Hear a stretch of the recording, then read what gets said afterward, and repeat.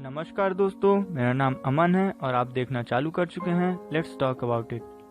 प्रभावशाली व्यक्तित्व, प्रखर चिंतक, एक आम भारतीय सा, भीड़ में गुम हो जाने वाला सामान्य सा चेहरा, जिनके दुबले पतले शरीर में समाया हुआ था आकाश सा व्यक्तित्व, समुद्र सी गहरी सोच और समय पर परिवर्तन पदचिन्ह छोड़ जाने की अदम्य क्षमता।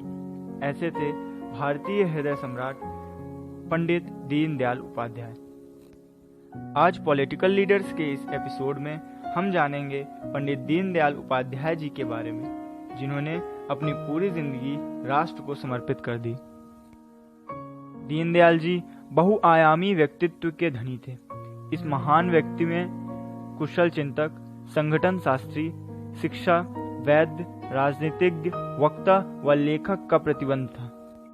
दीनदयाल जी का जन्म 25 सितंबर 1916 को मथुरा जिले के छोटे से गांव नंगला चंद्रभान में हुआ।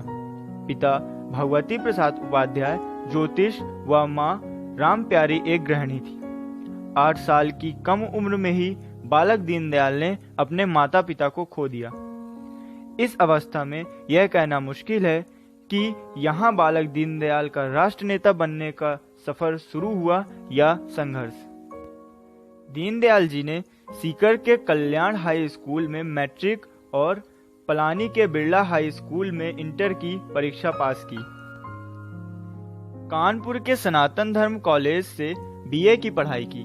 यहाँ उनका संपर्क श्री बलवंत महासब्दे से हुआ, जिनकी प्रेरणा से 1937 को वे राष्ट्रीय स्वयंसेवक संघ में शामिल हो गए।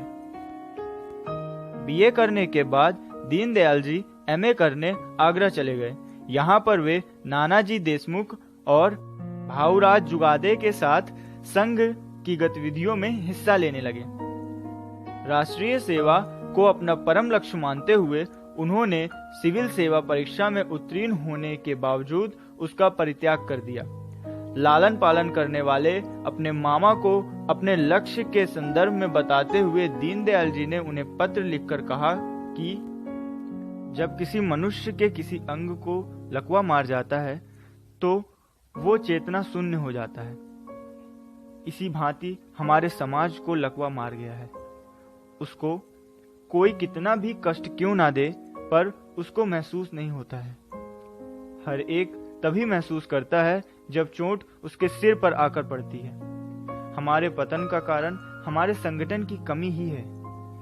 बाकी बुराइयां, अशिक्षा आदि तो पतित अवस्था के लक्षण मात्र ही हैं। इसीलिए संगठन करना ही संघ का ध्येय है।